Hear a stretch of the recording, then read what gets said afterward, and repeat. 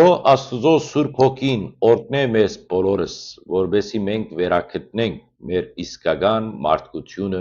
Քրիստոսի ներկայության մեջ։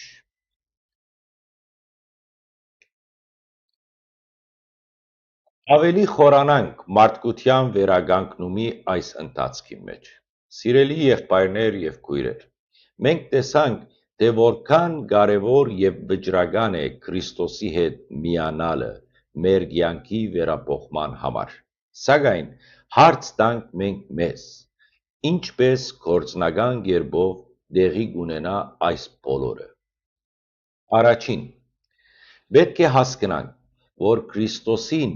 մեր կյանքի մեջ ընդունելը պարզապես բանավոր հավատքի կամ տեսական գաղափարներու համաձայնությունը չէ։ Այս ընդունումը իսկապես կնշանակե մեր ամբողջ կյանքի լիակատար հնազանդություն եւ նվիրում Տիրոջը։